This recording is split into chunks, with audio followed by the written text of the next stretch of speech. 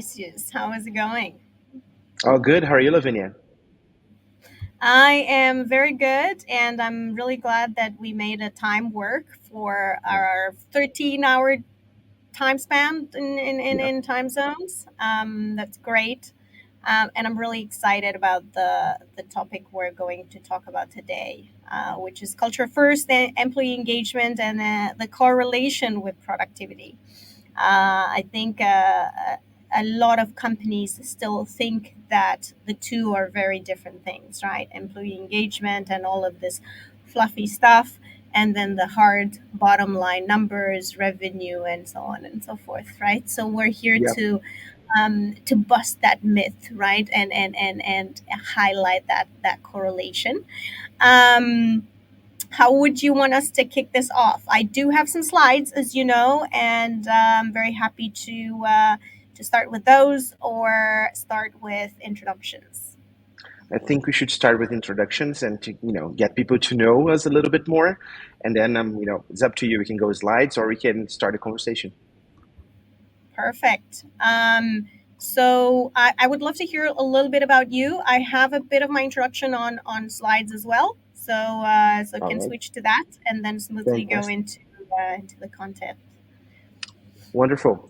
Well, I'm Vinicius, or you can call me Vinny. I am from Brazil. I am an HR professional focused on people and culture work. So basically, what I try to do is to bring a different approach from traditional HR, not only related to tech companies in itself. Right now, I'm a VP of People and Culture at Time Doctor, but also looking at all types of companies and all types of structures to bring something more, not only innovative, but that focus on the employee experience, that focus on the people that will be doing the jobs. So you can, see the area that I work on or what I believe in is that people in culture or HR should be an area of innovation, and it should be an area that really focus on making sure that everyone feels welcome at the workplace and can perform better. So, Fantastic. Fantastic. I'm really excited to have this conversation with you. I think we met briefly at Running Remote last year, but we're yeah. really diving deep into the topic today. So, what I'm going to do is quickly share my slides.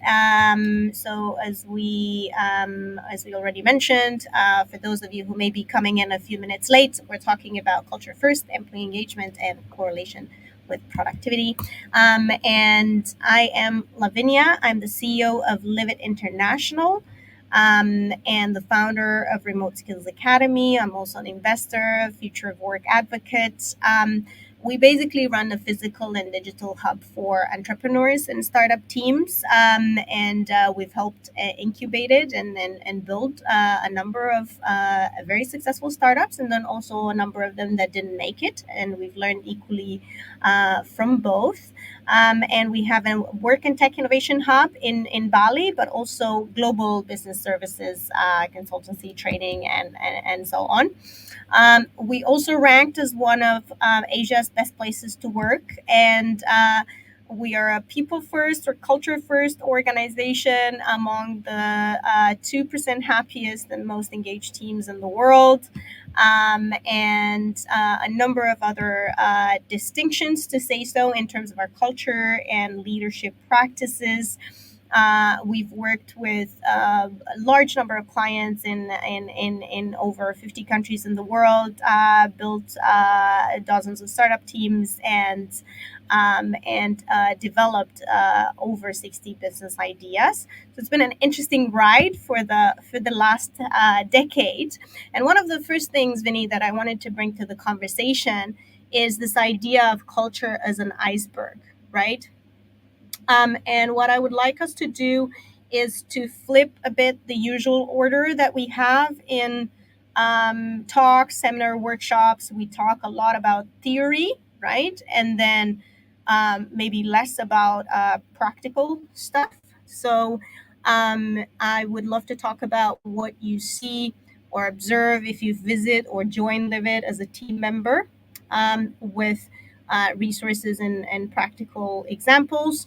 and the science behind it, then, and how you can get started. So these concepts that I'm sure quite a few people are familiar with. An iceberg, we only see the tip of the iceberg, right? um, and um, and we see how people greet each other, how they talk to each other. In a remote setup, we see the digital headquarters setup, right? So we see what tools people are using. We see the dress code. People on calls, right? Are they very careful about their appearance? Are they very informal, and so on? We see the team meetings and activities, but it's harder to see the part underneath the water, right? Which has to Yeah, do with purpose and vision and discipline and cultural bits, and both let's say national culture, right, of which we have many in a remote team, yeah. and differences, work ethics, and so on. How long would you say, Vinny, it takes you to really fully understand that when you join a company? It's quite unique, right? So when you look into a company in a remote setting, as we are at Time Doctor today, for example, it can take a couple of months until you understand everything. So to have not only an onboarding setup or process design, but you have people really understanding at first why we exist as a business, right? Everything that we do, and that and the tangibility on that is on culture, core values, the way we operate. So if you're not clear with that from the get-go, from day one, or even before day one, before you join the company or before I joined the company, it can get very, like, you can get lost easily, right?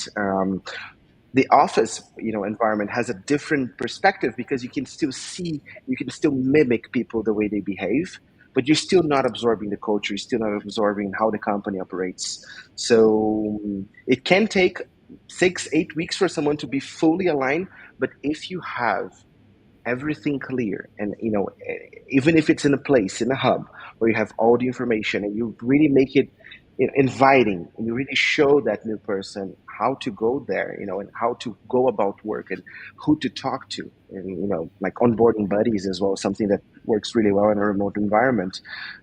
It can be much faster. What I've been observing is that we can have someone fully capable of understanding how the workplace runs and having all that knowledge within the second or third week of work.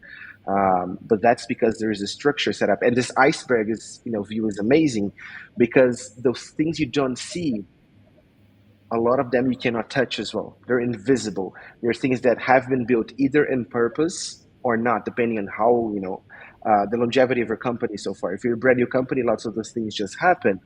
But if you're joining a company that has been there for a while, you're going to see that some things are just written in stone, because they have been designed that way, or maybe because people have done it all the time. So I love that concept because it really shows that as a company, as people taking care of the onboarding experience, as HR, or as just the person responsible for welcoming a new team member, we need to be aware of all those things. We need to make sure that we are looking ahead and then one step in front of everyone else, in terms of making sure everyone understands how do you operate, how do you work, who to talk to, how you communicate. If it's in a synchronous company, that's very hard. It takes training, it takes coaching as well, if you're doing it for the first time, especially. So Absolutely. And hearing what you were saying, I think what really resonates with me, or what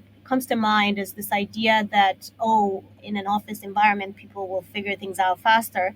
And I'm like, but do they really see the part of the iceberg that is below the water, or do they just really see it's a disguise? It's like, oh, I know the culture, but you actually just know those bits that are very visible, and the real important stuff is still under the water, and it may take you a long time. And I think the big advantage about remote capable teams, so we have a physical space in Bali and people are welcome to come to it, but our headquarters is online, is digital, right?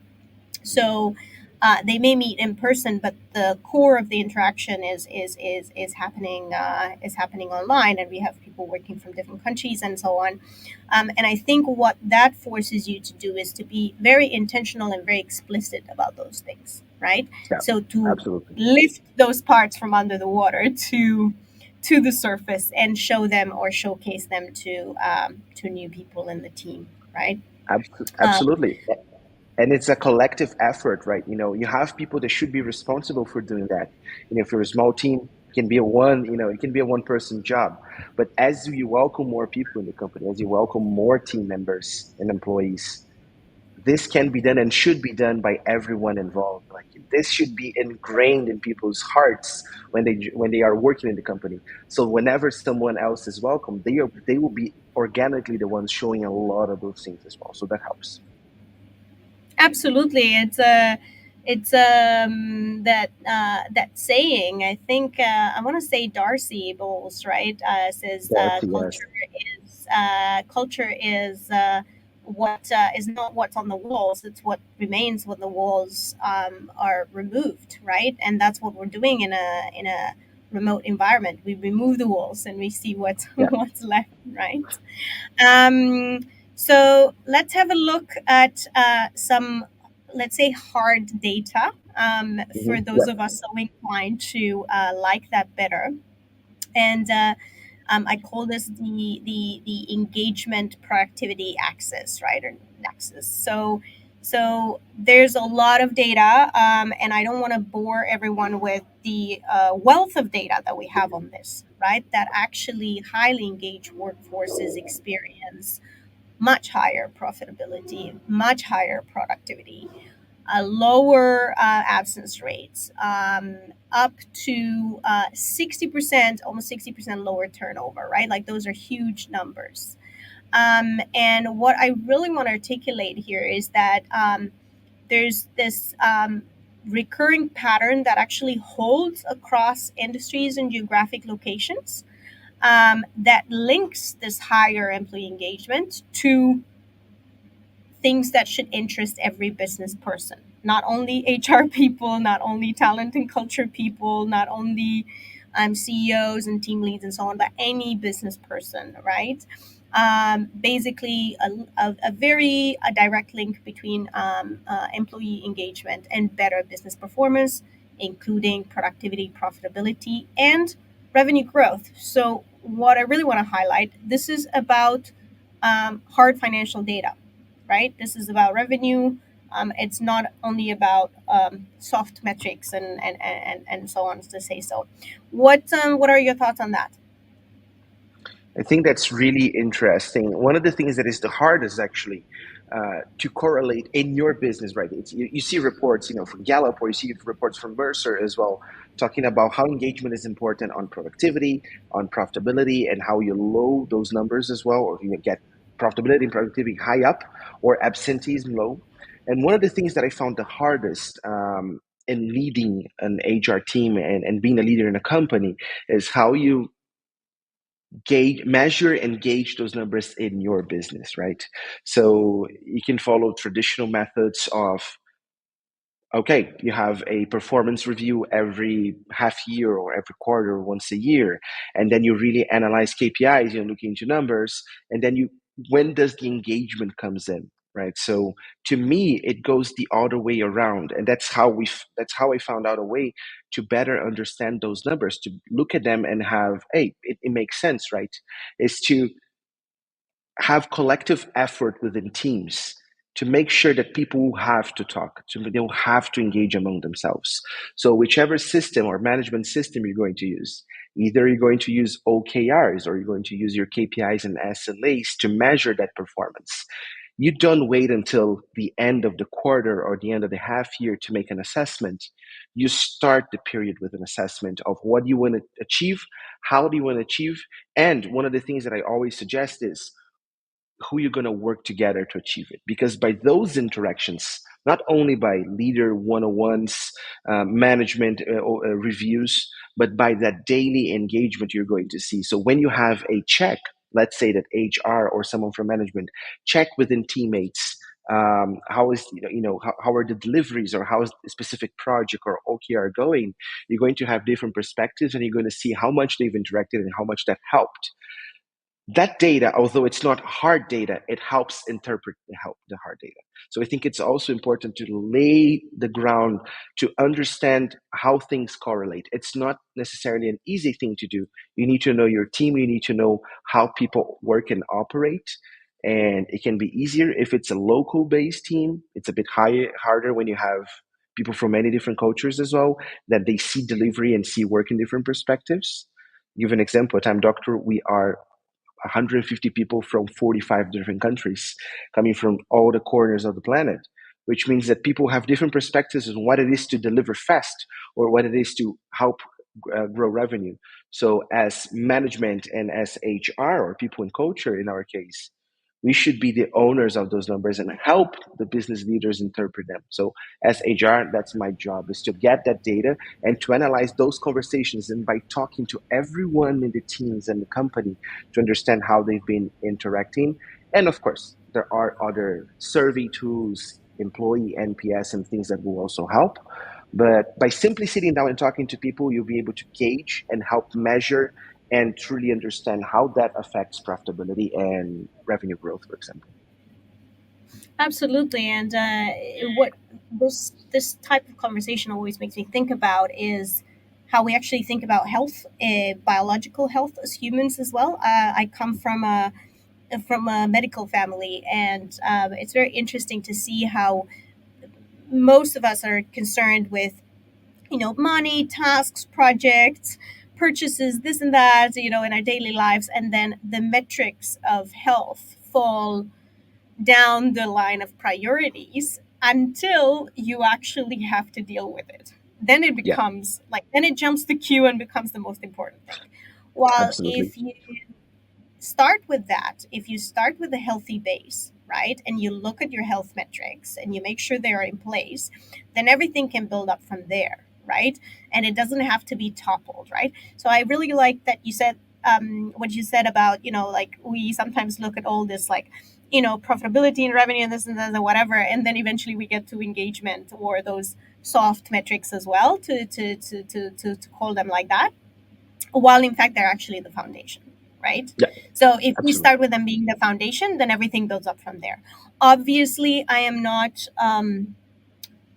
belittling the importance of having a good strategy, of having a good product, of having all of those things. We have to have that, right? Like, if we're working towards something completely wrong from a business point of view and we have no product to market fit and we don't have those things, we can be as engaged as we want. We're just all, gonna crash the car, right? Eventually. But assuming those things are in place, right? We want to make these soft metrics or culture part of the foundation that we start with, just like we should do with it. It's so much easier to prevent than to treat, to prevent and build something than to treat when it's going not very right, right? Absolutely. So I like to make an analogy on this is, you know, the culture that you're going to, that you have in your company, or you're building in your company, is all this. It's all the architectural structure of a home. Everything is in the culture is that is even the way that the windows are placed and lights coming into the rooms. The strategy is the electrical power, is water running, is internet, is furniture, is everything there as well. So both of them, they need to coexist. One depends on another. If you only have strategy, you're not going to have a great execution because you're going to lose people in the way too much. You're not going to have consistency unless you're working on your own. And if you only have culture and you don't have a strategy, you're sitting in an empty house. You're not going to get anywhere. So they both, and Yeah, you as a C. the one could argue, I have seen startups who had the wrong strategy or the wrong product, and by having the right culture where innovation was fostered and encouraged, and more of a collective process rather than just someone hierarchically deciding, they actually managed to pivot and find the right strategy as well, right? Mhm. So It's it's about the quite interesting. collectivity. That can happen as well. Absolutely. If you have collective minds working together, then you can make it happen for sure. And there are some successful businesses that went through that. through that process, and I totally agree with you. And you come from a people and business perspective, whereas I'm a bit more focused on the people strategy and how we work with human beings in the workplace.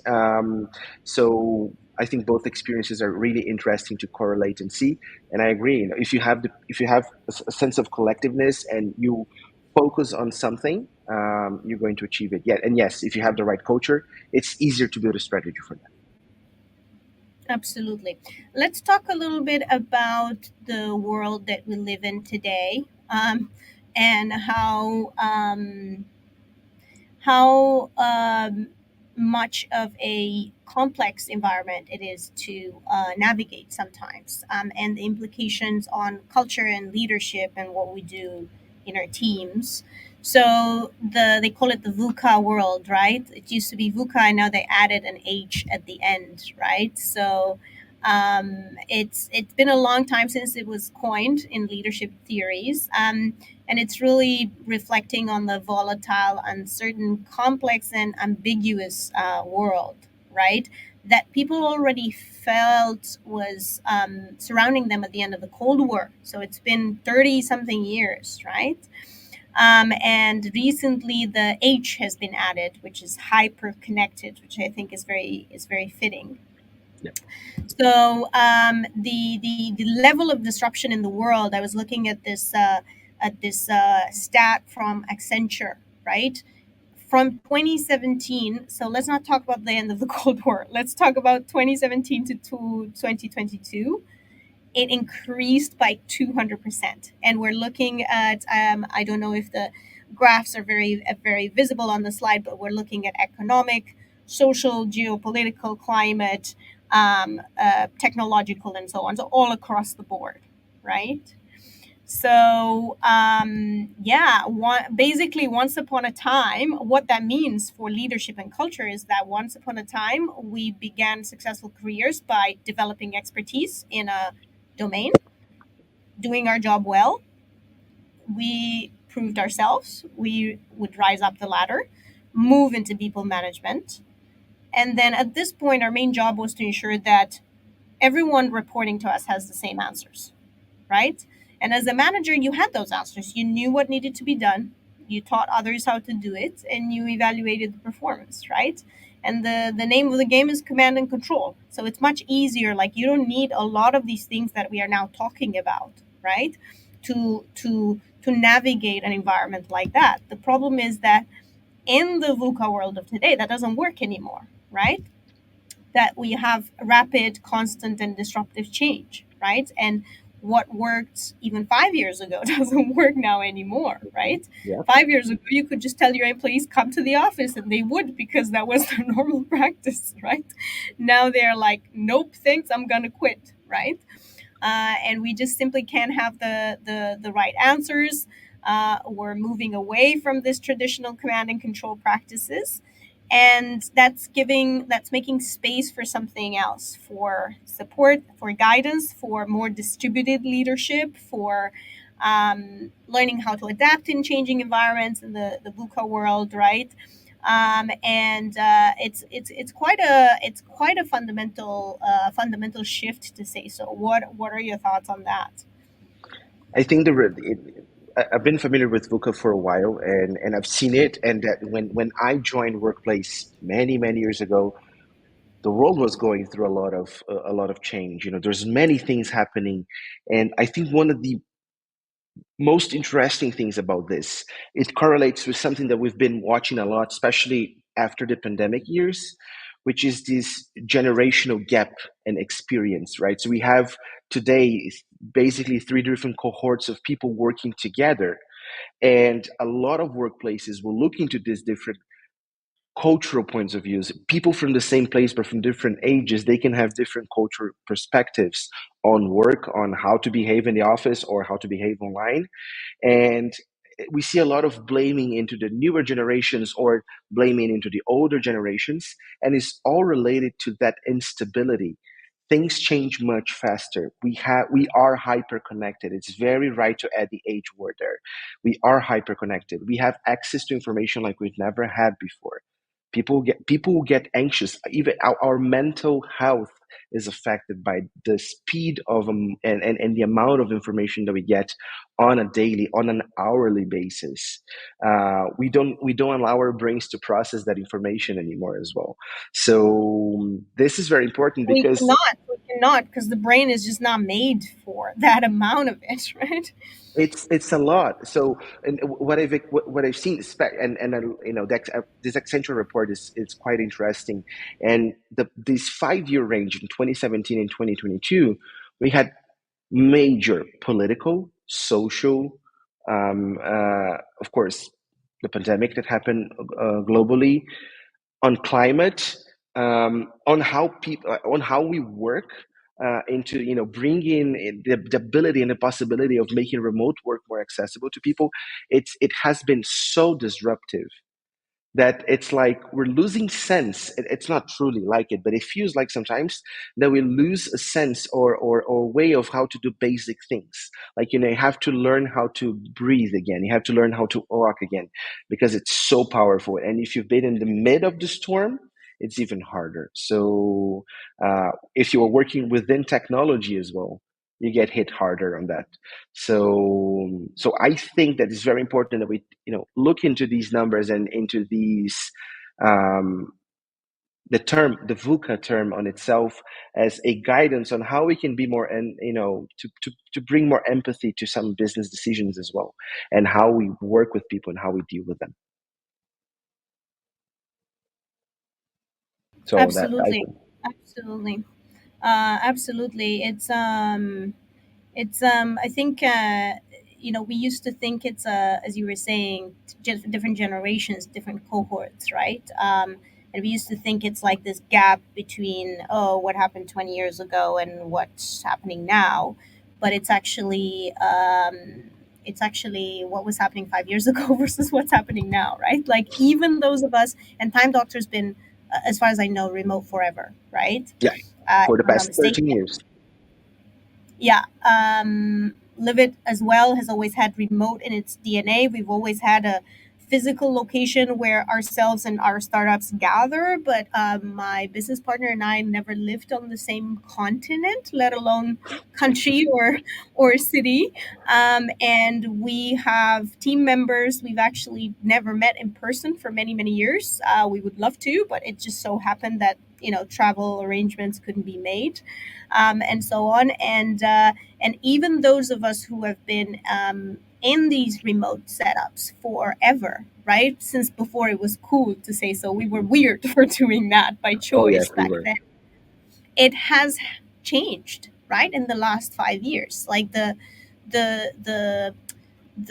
well-being challenges, the engagement challenges, the, as you were saying, even processing what's happening in the world, right?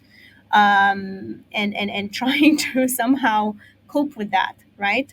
5 years ago, I feel like it was not so much of a challenge, right? It was there, but it wasn't so much of a challenge. Right now, and that's my sort of my next let's say my next question that I wanted to pose, to say so, is what how can we ensure engagement and well-being in a remote setting and in this climate of what I call complete digital exhaustion, right?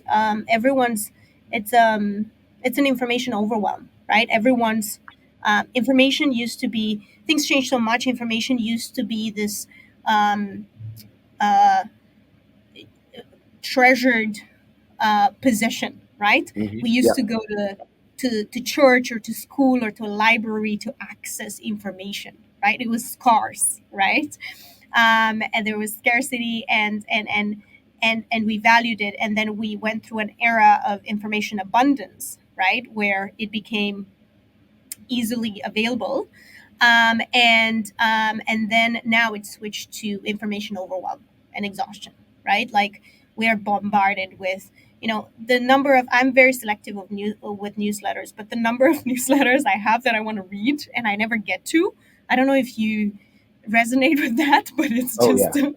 absolutely absolutely crazy, right? So let's talk a little bit about that. And what I can do is I can show five different, because I really like, as you can tell, I like practical bits. And I also Hmm. like to hear, instead of talking about what the CEO wants and the values and the things that we have in mind, to talk about direct experiences and inputs from our team members. Because I think culture is not what you tell people your company is doing. Culture is what they are actually experiencing firsthand. Yeah. And it's like branding, right? Branding is not your logo. Branding is the perception of what people think about your brand, right? So we could go through these five different bits, observations that people made after joining our team or spending time with us, and then try to deconstruct them if we've got the time to see what's behind them, if that sounds good to you. Fantastic. Let's do it. Yeah. So the first observation is I've noticed that team members in this team don't feel the need to be tethered to Slack or email. And they can do focused work for large parts of the day and have personal lives. To me, honestly, this makes me happy to read this about someone. So, this is a real person who joined our team and is saying this, but it also makes me sad because Mhm. it implies that in most other companies you're not able to do focused work and have a personal life. It comes in contradiction to fulfilling your obligations of being in a million meetings and being online all the time and so on, right? Yeah. And I think organizations that allow that, right, allowing people to get stuff done while they're doing working hours, that is becoming something quite interesting to see, that it's lacking in a lot of organizations. Like, people literally are just going from meeting to meeting or from Slack thread to Slack thread and unable to get their deep work or focused work done. And that's an anomaly. And for anyone listening, watching this, I really, if you're a decision maker in your company, make it so that people do whatever you need to do so people can get stuff done at work, wherever work is. It's an office, is a digital headquarters, is at their house. Allow them to get their work done rather than just being in meetings and being in conversations all day long, right? um, and to look a little bit at what goes into that for us, we have very carefully picked a mix between synchronous and asynchronous communication. So for the listeners, so that may not be just a reminder, synchronous communication is when we are all online and expected to actually respond at the same time and almost instantly maybe. And asynchronous is I send a message, I allow time for people to respond. I don't expect an answer right away, right? Um, so what we do is we actually spell this out. We were talking a lot about spelling things out. We say these are expected response times. You don't have to be online all day long, but you do have to split your day, understandably, into a few chunks of a chunk of focused work, and then also sometime when you're accessible and you're clearing off your inbox and messages and so on, so that things can move forward, right? And we don't spend all the time just waiting on each other. And we also have an official right to disconnect policy that allows people by default to not be expected to respond past business hours in their respective time zone. Um, Work and play synergy is also a value for us, and it's not something that we put on walls. We literally don't have them on walls or t-shirts. They're just part of day-to-day practice, as well as we're using them in recruitment, performance appraisals, and decisions of all kinds. And I think both you and I have seen companies that claim, for example, integrity as a value. But Hmm. what integrity means for me doesn't mean the same thing for you, right? And means Absolutely. three other different things to four other people, right? So to counterbalance that, to say so, we broke down these values and behaviors. So it's a very simple document that says these are our values. And this is what they actually mean here. So, for example, I'm looking at um, sustainable impact, right? Is a person quick to admit mistakes and do their best to mitigate them? Do you believe in sustainability? Are you mindful of the impact of personal actions and the company's actions on the environment, society, and so on, right? Because sustainability and impact mean different things in different companies in different parts of the world, right? Um, do you for work and play synergy, right? What does that mean? And we say this person doesn't see work and play as being a contradiction and dedicates time to spending time with their family's personal life, hobbies, and so on and so forth, right?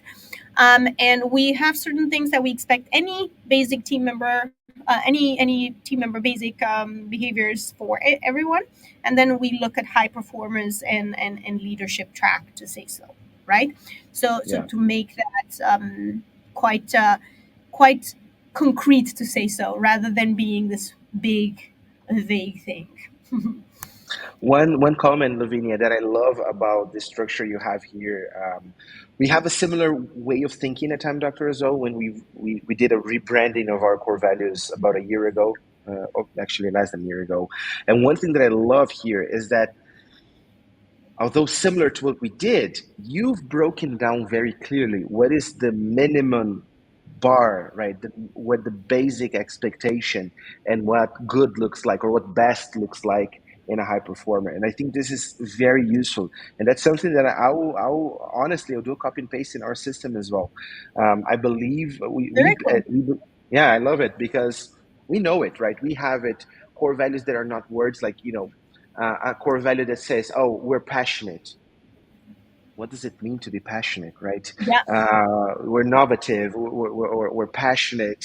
Um, no, right? As you have yours, continuous learning, work and play synergy. We have ours as to be a self-guided missile, to be a remote Hmm. rock star, to be a teamwork titan, right? We put Yeah. three bigger chunks and then broken them down. And if you do that for your, as the more corporate mission, vision, and values, right? If you make them more accessible, more tangible, and you do a simple exercise of, hey, this means ABC. So let's set the minimum expectation and so what good looks like and what Yeah. best looks like. And I think this is Yeah. so important.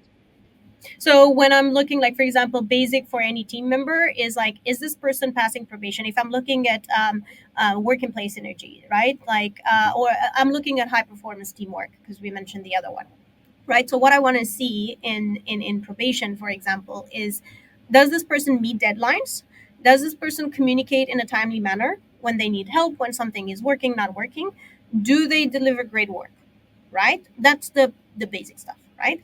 But then I'm going further. I want to see if a person is a high performer. Do they get a raise? Do they get on a leadership track and so on?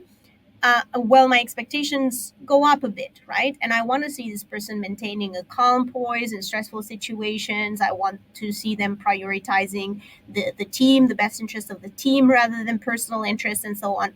But that doesn't make sense to expect that from a person that's been in the company for 15 days, right? Oh, yes. So that's where this sort of breaking down this process came, and it also makes it a lot easier when we give feedback to people to articulate what's not working, right? Like these are the behaviors that you need to work on, right? Yeah, correct. um, so we also have a culture deck, right? And then we have very clearly that documents domains, right? And then when people need to ask for permission approval, when they can act on their own, what is their area of ownership, right? We define domains as a property that is controlled exclusively by a team or a person, right? It can be things like the official mailing list, right? It's your job and your domain to actually manage that and decide what goes on to it and so on, right? Um, and then yeah, this is an example. So the company tool master is one of the roles. Usually a full-time job is broken down in, let's say, 3 to 5 different roles, and this is one person's role. Company tool master, what are they expected to do, right? Tools are very important because our headquarters is digital, right? So, what are they expected to do? What's their domain? What are their responsibilities? Going to observation number two. Team members are able to be open. This is someone, again, who joined or observed the team for an extended period of time. Team members are able to be open and say when things are a bit much, take some time off, ask for being offered help, regroup, and so on, right? This is a big one because I think the climate of digital exhaustion also is very closely paired with this mindset of being always on, right? And many companies that switched to remote during the pandemic, the remote forced to say so, right? Hmm. Not the ones who chose to be remote, but they were forced to go remote, try to replicate the office and try to and end up in this situation where everyone's burned out because they're always on. There's no disconnect time, right? No unplugged time and no personal, like everything is blended together, which can work for some people, but also requires a lot of boundaries and good like a lot of maturity. So it's a lot easier to compartmentalize, right? And to say this is my work world and even my spot in the house, or I go to a co-working space, or I go to whatever, right? Or in my house, this is where I work and this is where I have a private life, right? So let's see what goes into that. We want to consistently get data, right? We use Office Vibe in our case, but there's many other options like Pecan, Tiny Post 15.5, and so on. We do generous paid leave. What we do is there's a big trend right now to do unlimited PTO, and I vastly disagree with that, right? Hmm. Because it creates this race to the bottom situations where people are don't actually know. We do minimum PTO instead of unlimited, right? Because that gives people some guidelines. It says you must take at least X amount of days off instead of saying take unlimited, and that can mean you never take time off, right? Or you take three Yeah. days a year, right? Um, and yeah, we also do a well-being allowance, both with time and money, right? And some things that we cover, you can see on the right side of the screen, right? Like gym memberships, weight loss programs, health risk assessments, spa treatments, nutrition, and so on and so forth, right? Yeah. And a very important part here, I think, is educating our teams on how to self manage during one on ones, during dedicated workshops, and so on. How to really prioritize when there's too much on their plate, how to stay productive when things get hectic, right? But also how to really gauge their energy levels and take uh, unplugged time off and so on. And yeah, do you really need to teach your team how to relax? You probably do if you have a team of overachievers, right? Some people you That need to is motivate them to work a bit more. If you do have a team of very driven people, you probably need to teach them how to also unplug, right?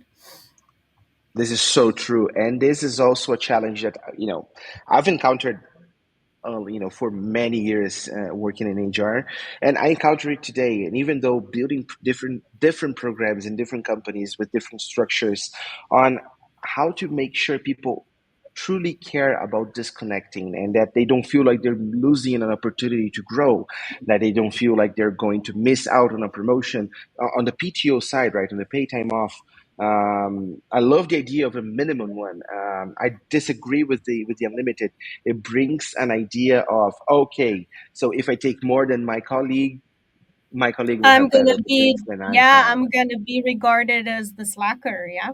Yeah, we do have at Time Doctor. We do not have an unlimited. We have a generous PTO policy, and but what we try to do with that policy is to make sure that quarter over quarter we are, as an HR perspective, reminding leaders that you're going to leave everyone to use their PTOs on Q4 on the last quarter of the year, Mhm.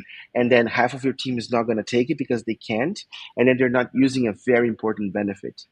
Yeah. We have a So we we have a sabbatical benefit as well in that matter, which like you need to be able to not be here for a full month, and we'll be able to survive as a company. So Yeah. Absolutely. That's a very it's a very good point about everyone trying to take time off in Q4. What we do with that is that we say the minimum works per quarter. So, for mhm, example, you have generous time off. You start with 20 days usually, and with mhm, tenure you go up. And then we say. Uh, Quarter one, you need to have taken at least 10 to 20%, right? But not more. Also, you don't want people to hoard or be greedy, right? Or take mhm, all of their leave and then be left with nothing. So we just have some guidelines. We have some ranges. We say by mid-year, you should have taken 40 to 50% of your time off, right? Because mhm, you won't be able to take it all in December because your colleagues also want to be off, right? mhm, Um, so so just trying to be mindful with those things, and I do believe that with a lot of sometimes rules are unnecessary and bureaucratic. Sometimes, especially when they are in ranges, they actually afford more freedom to everyone, right? Because if I have a range, I have I have guidance, right? I have like I know what I'm supposed to be. Where's my range, right? We were talking about unlimited PTO. Is like if I don't know how much time I'm actually expected to take, I will be terrified to take time off, right? Yeah. So in the essence of time, I'll go to observation three. We got two more to go, mhm, and that is that people have friends at work and genuinely care about their team. This seems like a very, I don't know, bland observation, but to me, it's a very, very good sign. These are anonymous, right? mhm, So people have friends at work here and genuinely care about their team, right? That's hard to do in a remote environment, a remote capable environment as well.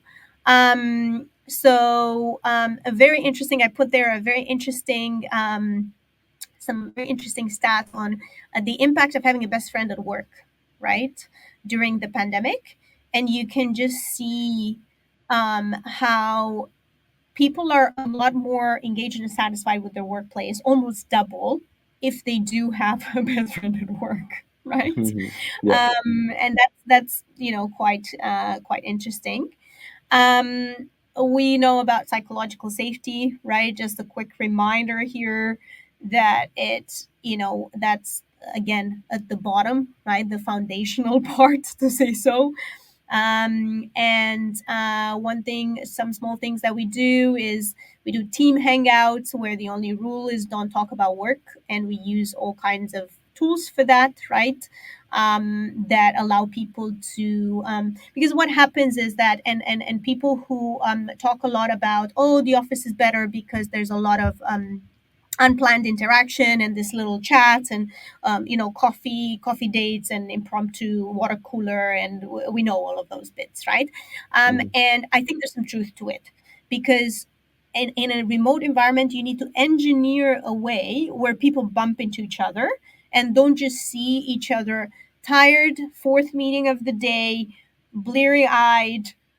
They just want to talk about getting the task done and they're done. And then the person from the other side of the screen is not a person as much as they are just someone that is a someone who can unblock a task for you or solve a problem with you, but they are not a full human, right? With mhm, thoughts, with preferences, with ideas, and so on. So you have to engineer this unstructured, or maybe structured but completely disconnected from work time, which can be retreats, which can be little chats, which can be huddles of some sort, can be online team buildings, and I really recommend to all the teams that we work with to make sure that is prioritized and baked in the team rituals, to say so. Um, we also do onboarding buddies. So once you start in the company, you get paired with someone who's going mhm, to show you around, to say so. And then we also try to build feedback and recognition as a habit rather than something. I think in a lot of companies, feedback is ripping the band-aid off, right? It's like when it gets really bad, we just finally, I'm just gonna tell them, like they keep doing this stuff and whatever, I'm just gonna tell them now. And rather, that should be a habit where we nurture that skill via role modeling and reminders and workshops and so on. Absolutely.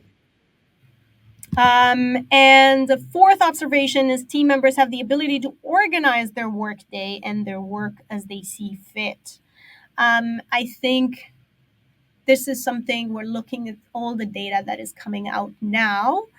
And it is extremely, it's almost like flexibility and autonomy, right? The ability to actually decide for yourself and be an adult is even more important than the remote setup in some of these studies. The core issue is agency, being able, autonomy and agency, being able to actually decide, right? So how do we do that? We know the three main motivation pillars, right? I really recommend Drive by Dan Pink. It's the science behind what makes people motivated and engaged. And we have autonomy, mastery, and purpose. At the intersection of those three, you have intrinsic motivation, right? The motivation that has little to do with money, titles, perks, and so on, and has to do with I want to belong here. I want to be a part of this team. I want to be working towards this purpose or a mission that we're all engaged in together. Treating people like adults, the idea of managers of one, right? So uh, the one being yourself, right? We want to nurture those people. We want to hire them. We want everyone to be a manager of one, even if you're in a leadership position. That is more for guidance and coaching rather than literally micromanaging people and telling them what needs to get done, right? So a manager normally organizes to-do lists and tasks and distributes resources and time and everything. Why can't we just all do that for ourselves, right? And then of course there's going to be guidance, there's going to be leadership, there's going to be, because we need that to function together. But I think most people hate micromanagement, right? They really do, and they're telling us that they do.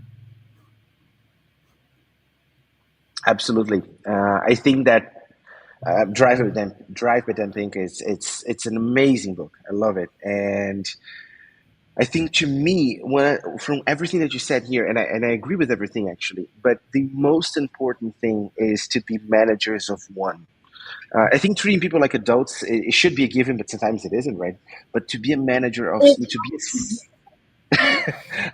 I have my, it's, I learned an experience that common sense is, it doesn't exist. It's Common not so sense means common. It's a very improper name. It's not so common. it's not so common. Common sense is not so common. And I think that what I've learned, and this is a personal experience, is to be a manager of one, to be, to manage yourself, to be able to do that. It's the only way you're going to be able to lead others. And, the levels of leadership, to lead self, to lead others, to lead leaders, and to lead company, right? The four big levels.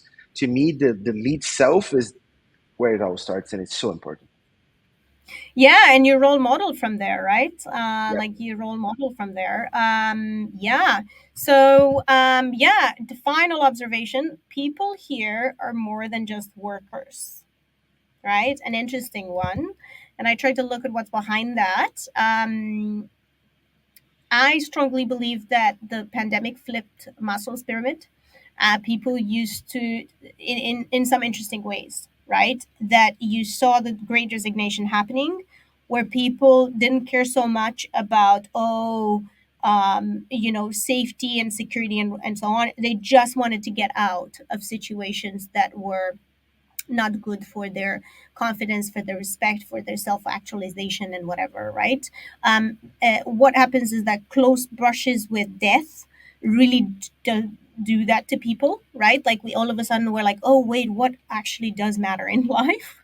And we're like, I'm in this corporate rat race, and I'm chasing the next promotion, which is just adding senior to my name, right? Yeah. And a bit of extra money, but then I'm not seeing my kids and my friends and my pets, and my health is a disaster and everything. And for a brief moment there, and I think there's a bit of a lasting effect, the pyramid flipped, right? And then Mhm. people were like, no, I'm gonna start my own business, which is literally the top of the pyramid, self-actualization. Normally you should, care about the basic needs first and then build up to that, right?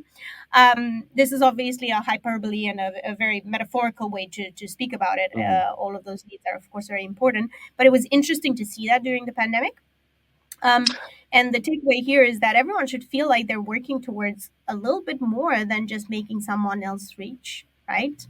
Mhm. So what we do with Livit is, we have a policy called Livit Time to Give, or where people can contribute, using company resources for causes that they care about.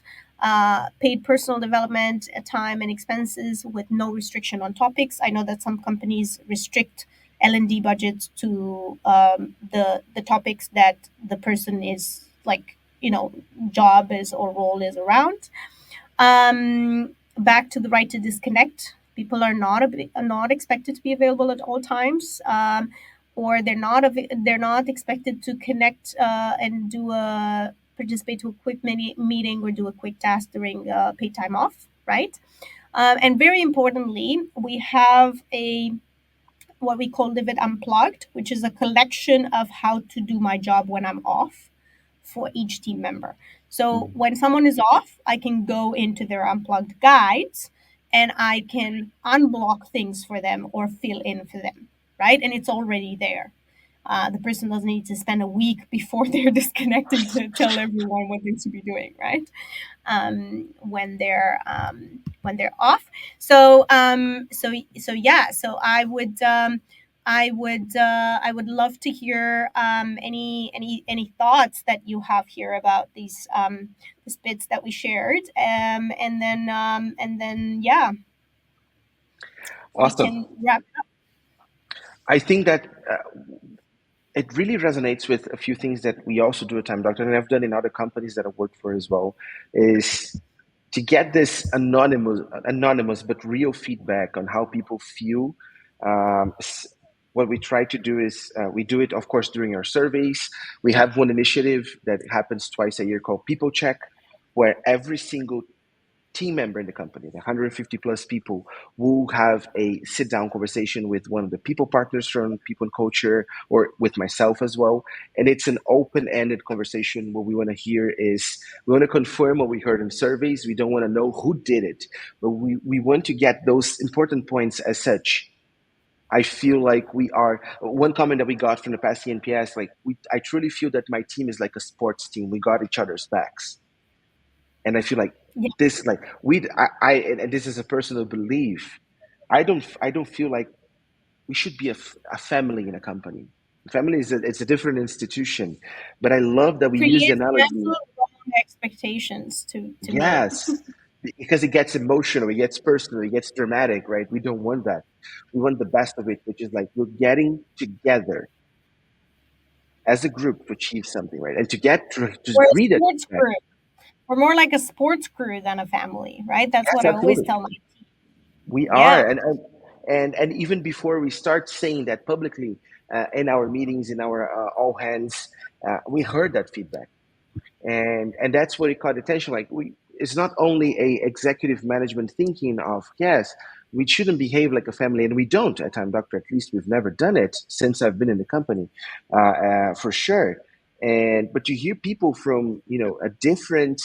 Um, Completely different department, completely different area, and in a specific survey where it was like we looked into individual contributors to give some answers as well.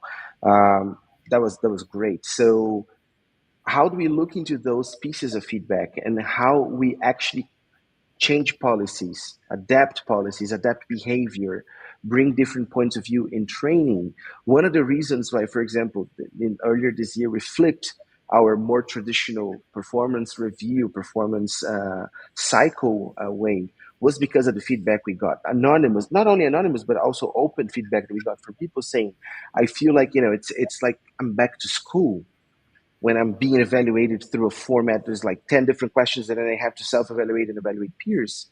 So like, you know what? It's we are in an MVP method right now, but scrape that. Let's flip the table. Let's start from the beginning. Let's set expectations on day one and then see how that's moving around and see how that's going with feedback, with checkpoints. We can change the way we operate when we listen to people. You're not going to listen to everyone and do what everyone wants to be done. What you're going to do is get this collective sense of things that are needed and are important to be heard and act upon it. And I think that's the key to have a team that is aligned and believes not only in the purpose of what you're doing as a product or company, but that wants to be part of it. So Very interesting. And how did you flip that around with the performance reviews? Like, how what do you do now, or what are you developing? we created a program called Performance Journey. It's being unveiled. Actually, as we speak, it's being unveiled, the full format of it to the company. So basically what we're doing is that instead of having a tool that use the platform for that, of the formal performance review at the end of you know each half year, like first and second, what we do is that we set expectation earlier in the quarter. We're doing very manually on the MVP in a spreadsheet, and it's basically team expectations. This is what the team has. We have a specific management system where we have our quote unquote OKRs. We call them rocks. It's from the EOS management system. Yeah. So these are the team's rocks, and this is how they translate into your individual work. So these are the 3 to 5 things you're expected to excel over the next 3 or 6 months, and we're going to have XYZ checkpoints, and this is what expected. We're clear on what we expect, so the minimum bar is set. Then on these Mm, checkpoints, we align course and C, and then when we get to the end of a period of 3 or 6 months, then we have a not achieved, achieved, or overachieved with specific notes. We're not grading people. We are basically after the end of a cycle, understanding if that person has achieved everything or overachieved 50, 60, 70% of the activities, it means that the person needs a path to grow. It truly needs a path to develop into either a new role, possibly a more senior responsibility, or if the person has desire, go towards a leadership development tracking. So we make decisions on people's career lives at Time Doctor, or we will based on the results of that, like all the alignment that happened in the beginning of a certain period. That could be a quarter or could be half year, and that documentation that is individual. Once we design a training plan, or let's go to the opposite. Performance wasn't great. Let's design a performance improvement plan based on that, which is a bit more formal, and again with defined checkpoints to see where we're getting. So we're still experimenting, but I already see, especially that I'm experimenting within my team, I already see change in the way that people look into their deliveries and how they feel that they own. They do not work as a piece of a larger number, but they own their own numbers, their own results. And it feels like you're really contributing more. And I think that's going to be, if we get it right, and we're going to, by the end of the year, we're going to have a life changing system for the company, whereas people will even help build their own goals and be self guided missiles, which is one of our core values. very cool. Very cool. Yeah. Thanks for sharing that. Of course. Um, I'm not sure how we're doing on time. I think we should probably head to a wrap up. Yeah. I'm just gonna very quickly share here my QR code for my LinkedIn profile, and then also my email address in case anyone wants to stay in touch after the webinar. And yeah, I learned a lot, connected a lot of ideas. Thank you, Vinny. That was a really interesting conversation. I'm currently in Bali, and we're in the monsoon season, and I think that's caused. We had a really big storm this morning, and that probably caused the electricity to go out Fortunately, we are a tech hub, so our Wi-Fi connection is strong no matter what. It Amazing. operates in a super secure system. So apologies to all the viewers for my dark background. Yes, and it was a pleasure, Lavinia. You know, I loved exchanging these thoughts with you. Running remote last year was crazy. We didn't really have time to catch on a lot of things. I'll be in Bali in a couple months, so looking forward to maybe Are you going to possibly. be at Running Remote in Lisbon? No, I'm going to be at another conference for HR Nordics actually, so I'm not going to running remote this year, Cool. Well, then unfortunately. I But yeah, guess I'll see you in I guess I'll see you in Bali in a few months. yeah, Do it'll make sure be that you let me know when you're here and come and hang out with us at Livit Hub, absolutely. which is a sort of physical thing that we have in addition to all of our digital headquarters and all of those remote things that we have. We also like to gather in person sometimes, and you Oh are yeah, absolutely welcome here.